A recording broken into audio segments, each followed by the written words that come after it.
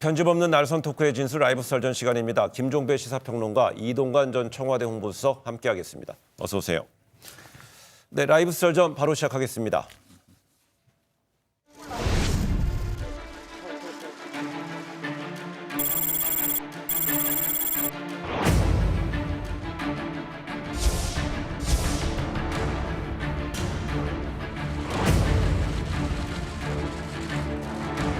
황운하 씨의 무도하기 짝이 없는 범죄 행각의 배경에는 든든한 권력 실세가 몸통으로 있었던 것이 아닌가 하는 의혹에서 결코 자유로울 수 없습니다. 청와대 게 아니라 청와대 거라 얘기하면 안 돼요. 그게 어디서 왔는지 모르니까. 경찰청에서 하달된 첩보에 비서실장의 여러 종류의 비리가 있었다고요.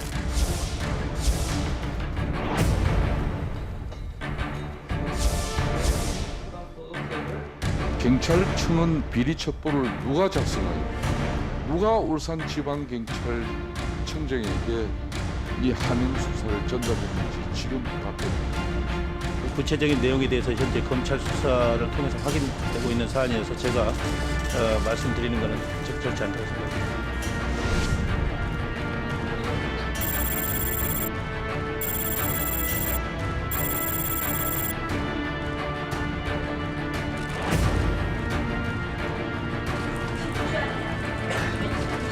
문재인 대통령 청와대에서 직접 발주한 관건 부정선거였음이 밝혀졌습니다.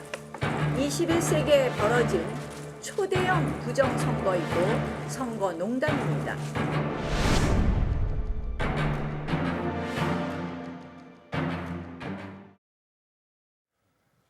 뇌물수수 혐의를 받은 유재수 전 부산광역시 경제부시장에 대한 구속영장이 어젯밤 발부됐습니다. 이 사법부도 구속 수사가 필요하다. 그러니까 범죄 혐의가 소명된다. 그다음 도주 우려가 있다, 증거인멸 우려가 있다 이렇게 이제 발부 이유를 밝혔는데요. 이제 감찰 무마 의혹, 청와대 감찰 무마 의혹 수사가 어느 정도 속도를 낼 것인가, 어디까지 향할 것인가가 관심 아닌가 싶습니다. 일단 구속영장이 발부된 사유는 개인 비리라고 봐야 되는 거겠죠. 네. 업체로부터 한 2억 원가량의 금품을 받은 혐의. 그다음 본인은 부인하고 있습니다만 어떤 동생 취업을 청탁한 혐의, 책을 강매한 혐의, 이제 개인 비리 차원에서 구속영장이 청구가 된 거고 이게 발부가 된 거니까 네. 검찰 무마 의혹 사건과는 일단은 별개의 구속영장 발부라고 봐야 되는데 네. 문제는 이제 그 불구속 상태에서 검찰 조사를 받을 때와 구속된 상태에서 검찰 조사를 받을 때의 피의자 어떤 그 진술의 정도가 달라진다는 이야기가 많이 있는 건데 문제는 이제 검찰이 당연히 구속 상태에서 피의자를 놓고 이제 조사를 하는데 어느 정도까지 이제 강도 높게 해서 그러니까 수사를 할 것인가가 문제가 되겠고 네. 핵심은 만약에 정말로 감찰 무마가 있었다라고 한다면 이 유재수 전 부시장의 어떤 청탁으로부터 시작됐을 가능성도 충분히 있다고 봐야 되겠죠. 어떻게든 막아달라라고 하는. 자, 그러니까 본인의 휴대폰이 압수가 돼서 포렌식까지 갔으니까 네. 감찰이 되고 있다는 걸 알고 있었을 테니까. 그래서 과연 그 유재수 전 부시장으로부터 이런 진술을 끌어낼 수 있겠는가. 일단 첫 번째 포인트는 여기에 있다고 봐야 되겠죠. 네. 예, 뭐 비유를 하자면 개인 비리에서 시작이 됐는데 그거는 그 추위 피하려고 이렇게 모닥불 피워놨던 게 지금 산불로 번지고 있다. 그래서 이제는 개인 비리의 차원을 넘어서 자칫하면 온 산에 불이 붙을 수 있는 권력형 비리로 이제 옮겨가고 있는 중이다. 그래서 네. 보통 사태는 아니다. 그런 생각이 듭니다. 네, 그렇다면 조국 전 장관은 이제 당시 만약에 이제 감찰 무마 의혹 쪽으로 수사가 이제 좀 더 이제 확장이 된다면은요. 그 조국 전 장관은 그 참고인 조사 관련자들이 뭐 참고인 조사가 될 수도 있을 테고요. 거기서 이제 참고인 조사 과정에 나오는 진술을 토대로 해서 이제 수사가 또 형성이 될 텐데요. 어떻게 될까요? 조국 전 장관은 그 동안에는 참고로 가족 관련된 데서는 진술 거부권을 행사했는데. 그러니까 이렇게 한번 생각해보세요. 그러니까 만약에 조국 전 장관이 유재수 전 부시장에 대한 수사를 어떻게 바라보고 있을까? 네. 결국은 이건 그 나를 옥죄기 위한 어떤 수사다. 이렇게 그러니까 보고 있을 가능성이 상당히 높다고 봐야 되겠고요. 이렇게 본다면 지금 검찰 수사의 타깃은 유재수라는 사람이 아니라 나라고 생각을 한다면 네. 이전에 어떤 그 소환 조사를 통해서 일관되게 진술 거부권을 행사를 했는데 그 연장선상에서 진술 거부권을 행사할 가능성이 높다. 일단 이렇게 좀 예측을 해볼 수 있을 것 같아요. 네. 저는 어제 그 진술 거부권 행사하기가 쉽지 않을 것이다라고 이제 얘기를 했는데 그것은 이 법리적으로 보면 그 이제 개인 문제에 대해서는 그게 자기 방어권에 해당이 돼요. 진술을 거부해도. 근데 이거는 지금 개인의 문제가 아니고 지금 말하자면 권력형 직권남용이라는 그 사법방해까지 또 엮여 있기 때문에 그 권력형 비리라는 차원에서 진술을 거부하면 자칫하면 어떻게 되냐면 본인이 모든 걸 다 뒤집어 써야 돼요. 그래서 저는 진술 거부권 행사가 쉽지 않을 것이라고 보고 네. 그다음에 저희가 이제 흔히 이런 경우에 이 법리와 관련해서 죄수의 딜레마라는 거를 여기서 제가 설명할 수 있어요. 간단히 말씀드리면 우리 죄수를 따로따로 그 신문을 하잖아요. 그러면 두 사람의 최선의 이익은 뭐냐면 둘 다 혐의를 부인하는 거야. 그러면 형량을 제일 적게 받는데 서로 상대를 못 믿거든요. 그 상황이 이미 벌어지고 있는 거예요. 뭐냐? 흘러나오고 있는 여러 가지 정황으로 보면 박형철 비서관은 이미 어떤 경위에서 보고를 했고 어떤 경위로 감찰 중단 지시를 받았는지를 다 진술했어요. 근데 지금 청와대에서 뭐라 그러고 있냐면 조국 당시 수석과 비서관 회의에서 합의해서 결정한 거다 이렇게 얘기했단 말이에요. 그건 무슨 말이냐면 우리 책임을 같이 지자는 얘기인데 이미 진술도 이루어진 데다가 그러면 왜 사의 표명까지 했다는 얘기가 나오냐면 물론 이제 청와대 부인했지만 그 박형철 비서관이 이거 잘못하다가는 내가 다 뒤집어 쓰겠구나. 그래서 바로 이미 죄수의 딜레마의 게임이 시작됐기 때문에 조국 수석 혼자 만약에 물론 저는 남자다운 태도라고 봅니다. 내가 다 책임지고 내가 지시했다. 그러나 아마 그렇게는 못할 거예요. 알겠습니다. 예. 그 박형철 반부패 비서관 관련된 내용을 저희가 조금 있다가 이제 한번 그 얘기를 한번 좀 더 자세히 사보고요. 해보죠. 예. 이런 가운데 또 이제 김기현 전 울산시장 수사와 관련해서는 이 청와대 이 수사 하명 의혹이 지금 제기되고 있는데요. 청와대에서는 이 비위가 그 수집되면은 절차에 따라서 이관한다.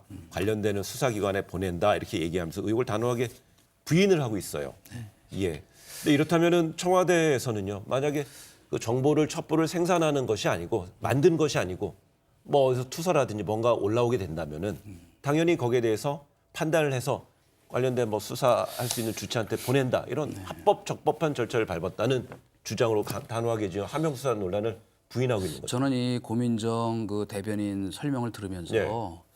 진짜 참 안타까웠어요. 이거 대통령의 말씀이거든요. 대변인의 말이 아니고. 네. 근데 마치 무슨 정당 대변인이 얘기하듯이 이렇게 무책임하게 얘기하면 안 되는 것이 이거는 이런 사안을 설명할 때는 어떻게 되냐면 지켜보겠다 하든가 아니면 우리가 위암 수술 제가 예를 많이 드는데 명의는 뭐냐면 환부보다 조금 더 도려내야 돼요. 그래야 해명이 전이가 안 될 거 아닙니까? 이렇게 설명을 하면 계속 전이가 돼 이제 왜 여기 이미 사실이 아닌 말들을 지금 계속 얘기하고 있잖아요. 자 정상적으로 이첩이 된 게 아니에요. 왜 권능이 없는 어쨌든 민정비서관 백원호 비서관이 갔다가 그것도 행정행위는 문서로 해야 됩니다. 봉투에 담아서 줬다는 거 아니에요. 그것이 경찰에 내려갔어요. 그런데 그 다음에 어떻게 됐어요? 검찰이 지금 확인한 바로는 10차례 보고를 했어. 압수수색 일정까지.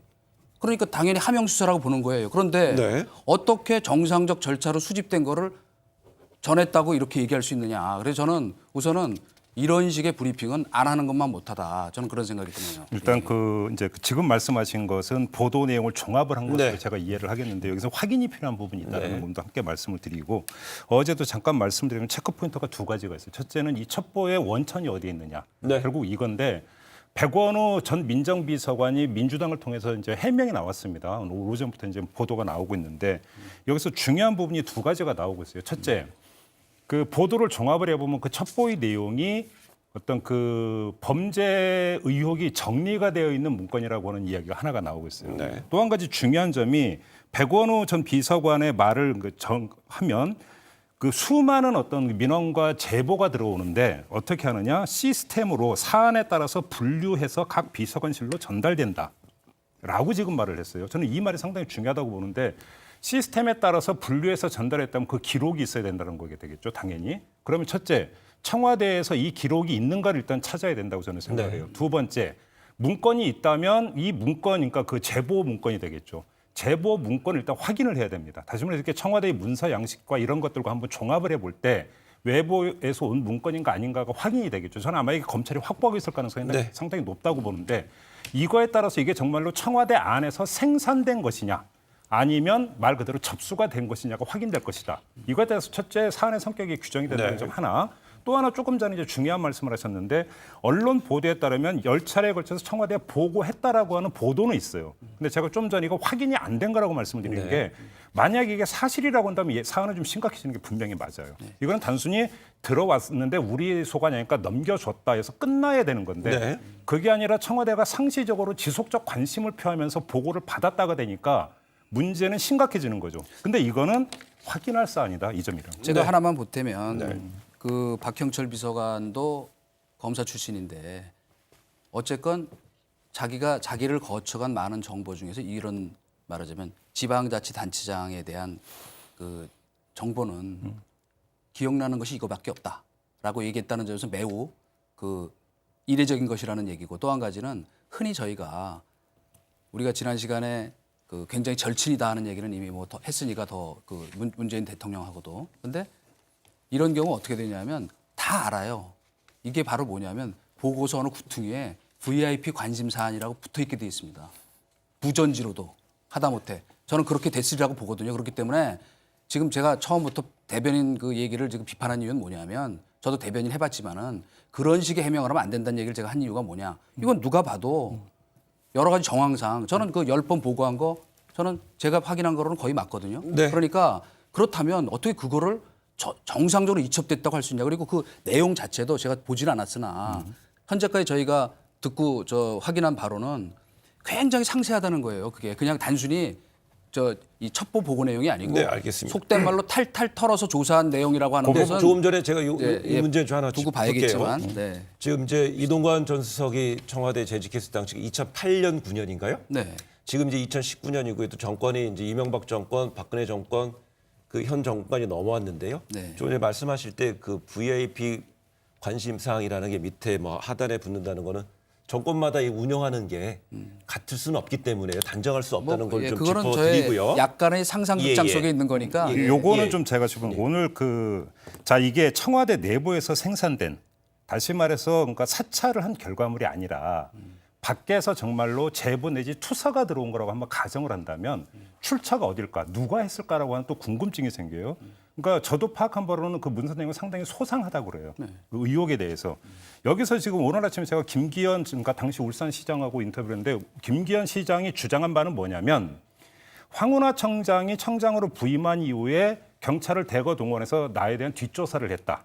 그래서 청와대에 제보한 내용이 경찰발일 가능성을 의혹을 제기를 했어요. 김기현 전 시장은 저는 그 가능성도 있다고 네. 봐요. 근데 또 하나 우리가 놓치고 있는 게 있는데 이 수사 개시가 청와대가 이첩을 하면서 시작이 된 게 아니었어요.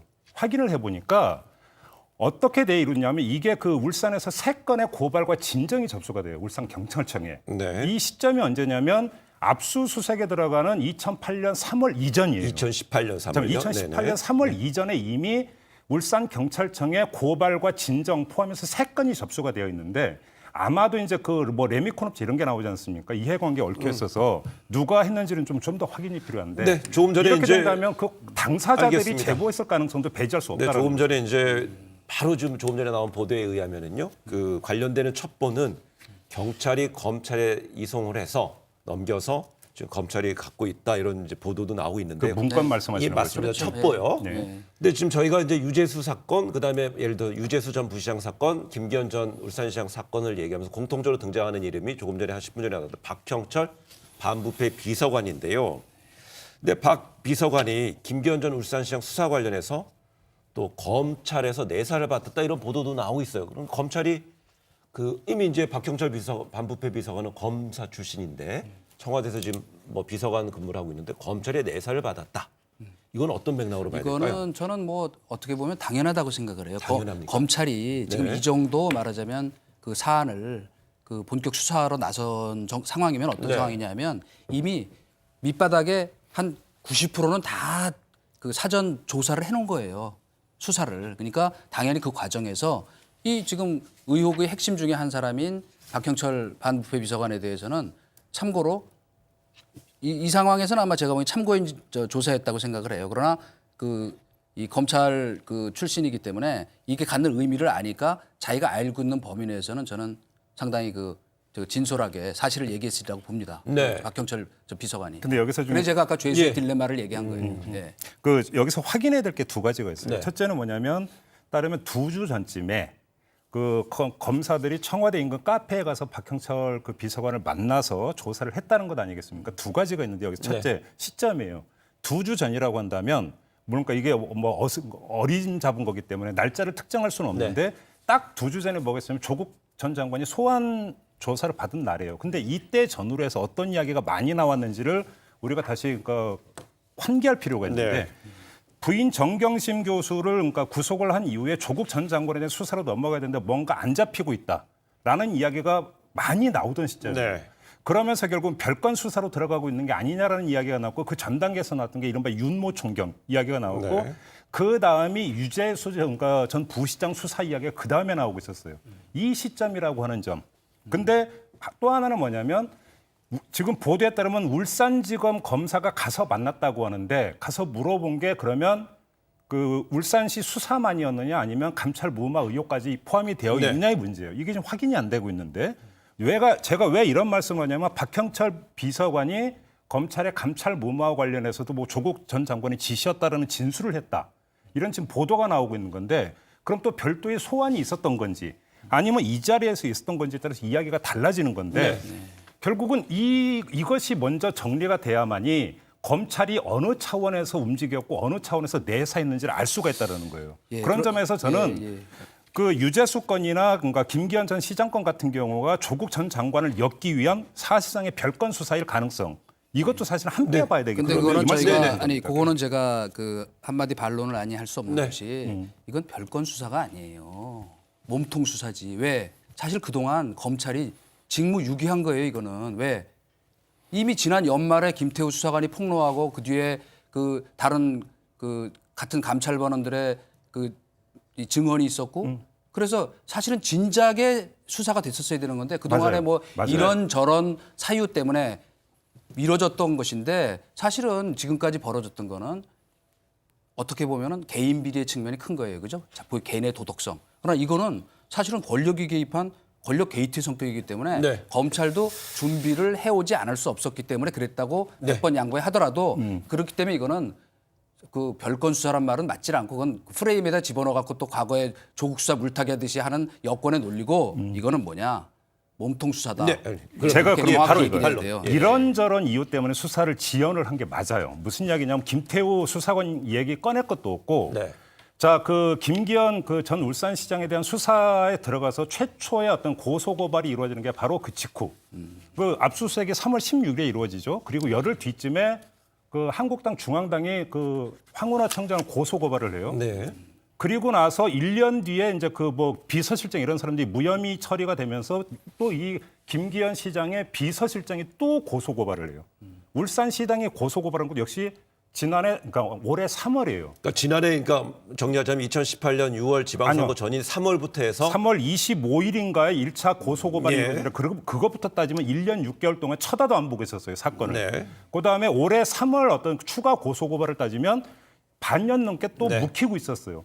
그게 이런저런 사유로 묵히고 있다가 쳐다도 안 보겠다고 왜 최근에 와서 바짝 고삐를 당기느냐. 네. 그러면 거기서 조국과의 연관성 말고는 설명되는 게 없다는 근데 거예요. 그거는 문제의 본질이 아니에요. 자꾸 우리가 이런 사안 생기면 그때도 조국 수사할 때 압수수색할 때 왜 이 타이밍에 하느냐 그랬는데 잠깐, 한 이거는 말씀 드릴게요. 반드시 해야 되는 요 시점에 한 제가- 말씀만 드릴게요. 어제도 말씀을 드렸다시피 사찰의 의혹이 조금이라도 있으면 끝까지 파야 된다고 어제 분명히 말씀을 드렸어요. 그러니까 저는 수사를 하지 말라는 이야기가 아니에요. 다만 수사는 끝까지 해서 명명백백히 진실을 밝히는데 수사의 최초 착수 동기가 네. 불순한 측면이 있다는 의혹을 살 수가 있기 때문에 저는 그 점을 제기하는 네, 거예요. 조금 전에 말씀하셨던 김기현 전 시장 관련된 인물들에 대한 최종적 무혐의 판결은 올해 3월에 있었습니다. 그렇습니다. 그러면서 이제 무혐의 불기소 이유서를 내면서 검찰에서는 그 당시에 수사를 했던 경찰들의 수사에 대해서 불공정했다, 중립성을 훼손했다는 이유를 했기 때문에 지난 3월에 이미 밝혔는데 네. 지금 이제 김평론가 얘기는 11월인 지금 시점에서 7, 8개월 이후에 이제 불거졌다는 이야기를 시기상의 미묘함을 이야기하는 것 같고요. 이런 가운데 또 일부 언론 보도에서는 그 박형철 비서관이 유재수 전 부산부시장 사건과 관련해서 그 민정수석실의 이제 주요 3명, 3인물, 그러니까 조국 당시 민정수석 백원우 민정비서관 박형철 비서관이랑 같이 논의를 할 때는 이 박형철 비서관이 그 유재수 전 부시장에 대해서 당시 이제 금융위 국장에 대해서 검찰에 수사를 의뢰하는 쪽으로 입장을 취하는 쪽으로 전해졌다. 이런 얘기가 나오고 이거는 무슨 이야기냐면 조국 그 당시 민정수석, 백원우 민정비서관, 박형철 반부부 비서관 3명이 모여서 회의를 했는데 의견이 갈렸다는 얘기죠. 이때 뭐냐면 박형철 비서관은 이게 좀 문제가 심각하니까 수사 의뢰하는 게 맞겠다는 의견을 냈다라는 거고, 근데 그 백원우 어떤 비서관 같은 경우는 금융위로 넘기고 사표를 받는 게 낫겠다는 의견이 갈렸던 거고, 최종 회의 결정은 후자 쪽으로 갔다. 이 이야기가 되는 거죠. 그러니까 네. 자, 이렇게 되면 여기서 뭐냐면 이게 합의다 지시다라는 얘기가 엇갈린다는 보도가 나오지 않습니까? 만약에 이게 사실이라면 박형철 비서관 이건 수사 의뢰하는 게 맞겠다고 생각했는데 최종적으로는 넘겨서 사표 받는 걸로 정리가 됐으니까 내 의사는 여기는 0도 1도 없다. 그러니까 나는 상관없다. 왜냐하면 나는 공범아니다. 이렇게 연결이 될 수도 있다는 얘기가 아니 됩니다. 그 연결이 되는 게 아니고 우리가 저는 그 말 자체가 합의했다는 얘기 자체가 정말 앞뒤가 안 맞는 소린 게요. 한번 생각해 보세요. 어쨌건 모든 것의 최종적 책임은 민정수석이 지는 거예요. 맞아요. 그런데 아니 제가 저 홍보수석을 할 때 어떤 중요한 사안을 결정하는데 의견은 듣지만 내가 책임지고 결정하는 거지 뭘 합의를 합니까? 그 앞뒤가 안 맞아요. 장관이 차관하고 합의를 합니까? 그러니까 그 논리 자체가 벌써 이 상황을 물타기 하는 전형적인 어디서 많이 들어보던 얘기 아니에요? 자, 어떤 사안이 생기면 왜 지금 하느냐? 정치적 의도 제기하고 뭐 아직 드러난 게 없다. 그리고 또 나중에 드러나면 법적으로 잘못된 게 없다. 끝까지 가보자. 끝까지 가서 어떻게 됐어요? 결국 다 조국 사태 때 다 드러났잖아요. 이것도 저는 앞뒤의 논리의 맥락이 안 맞는 게 합의했다는 자체도 그렇고 그것이 이미 부정돼 있잖아요. 왜?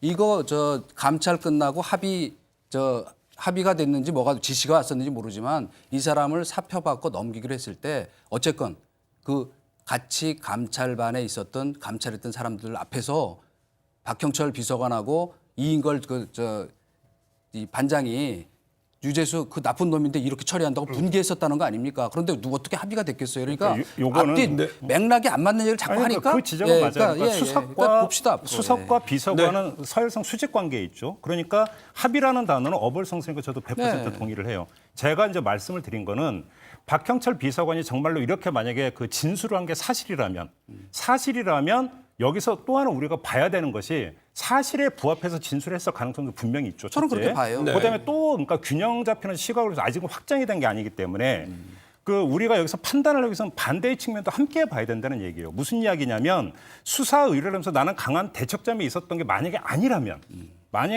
직무유기든 직권남용이든 공범 관계가 성립될 수 있다. 사법 법리만 따지면 네. 이런 해석이 있어요. 그렇죠. 네. 그렇기 때문에 자기는 빠져나가기 위해서 그 주장을 했을 가능성도 함께 봐야 된다. 저는 그 말씀만 드립니다. 알겠습니다. 그 지난 조국 정국 때 그 대체로 이제 시각은 이제 있었잖아요. 각을 청와대하고 검찰이 약간 긴장 관계가 있었는데 이번에 이제 저희가 처음에 언급했던 유재수 전 부시장 사건은 서울 그 동부지검에서 이제 그 관련돼서 구속된 상태에서 유 전 부시장을 수사할 테고요. 또 김기현 전 시장 관련해서는 울산지검에서 사건이 이제 서울중앙지검으로 올라갔잖아요. 그렇습니다. 그렇다면 앞으로 이런 상황이 그 전국을 좀 관통하는 두 핵심 인물, 두 사건에 대해서 결국은 이제 최종 지휘권 위에는 또 윤석열 검찰총장이 있단 말이죠. 네. 그 상당히 검찰총장 입장에서는 부담되는 국면이다. 혹은 뭐 다시 한번 결단이 요구되는 국면이다는 아니요, 시각은 저는 어떻게 뭐 그렇게 볼까요? 생각하지 않는 게 예. 그 윤석열 총장은 뭐 원래 본인도 그렇게 얘기했고 지금까지 이렇게 해왔지만 뭐가 법적으로 문제되는 게 나오면 성역을 가리지 않고 수사하겠다는 대로 하는 거라고 봐요. 저는 지금 뭐 저 좌고 우면하고 무슨 뭐 눈치를 보고 정치적 판단하는 게 아니고 그래 본인이 어쨌건 나는 정무 감각 없다고 얘기했는데 결국 결과적으로는 그것이 최고의 정무 감각이 된 것처럼 저는 이 수사도 만약 이거를 여기 이 대목에서 수사 제대로 하지 않고 넘어가면 제가 보기엔 그다음에 반드시 특검으로 가게 돼 있습니다. 왜? 조국 수석의 여러 가지 혐의 중에 제가 계속 얘기하는 이것이 뇌관이고 몸통이었기 때문에 사실은 여태까지 개인 수사 거기에 얽혀가지고 저희가 그냥 묻혀 있었던 것인데 그러니까 제대로 그냥 뚜벅뚜벅 가는 것이기 때문에 이 부분에 대해서는 제가 아까 청와대 대변인 그 저 코멘트를 문제 삼은 것처럼 청와대도 함부로 이제 개입할 수가 없어요. 왜? 자기 일이기 때문에. 그리고 여기서 제가 한 가지만 보탤게요. 지금 저희가 얘기하는 건데 한 사람 이름이 빠졌는데 이 백원우라는 인물이 이제부터는 키맨이라고 저는 생각해요. 왜? 저는 처음부터 이건 개인적인 견해지만은 네. 이럴 가능성이 많았다. 이 백원우라는 인물이 드루킹 사건에도 등장하죠, 그죠?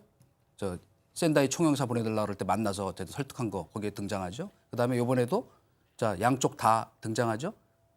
저 말하자면 금감위에 그 자료 보낸 것도 백원우 왜 백원우라는 인물을 통해서 했을까? 다음에 이 경찰청의 정보 이거 주라고 또 그 반부의 비서관한테 준 그 정보의 저 입수자도 백원우 저 그 비서관이죠. 근데 이 양반의 재선의 영향력으로 보면 수석을 해도 마땅한데 비서관 할 때부터 저희가 뭐라 그랬냐면 혹시 조국 수석은 검찰 개혁하는 얼굴마담으로 내놓고 뒤에 실제로는 이 사람이다 하는 것이 아닐까 하는 의혹이 뭐 검찰 수사를 밝혀질 네, 겁니다만 지금 여기까지는 이제 이전 수석의 이제 상상극장입니다. 상상이었고요. 여기 반론해 주시죠. 윤석열 총장과 관련해서는 이것만 제가 그 주목해야 되는 지점이 뭐냐면 그 황운하 그 울산 경찰청장이 주도했다는 김기현 전 울산시장에 대한 수사 이 부분을 울산지검이 수사를 해오다가 서울중앙지검 공공수사 2부로 이첩이 된 게 25일이었어요. 네. 자 그러면 그러면 이첩 지시를 누가 내렸을까요? 윤석열 총장이 제각에 있었다고 한번 가정을 해보죠. 네. 그럼 왜 넘기라고 했을까요?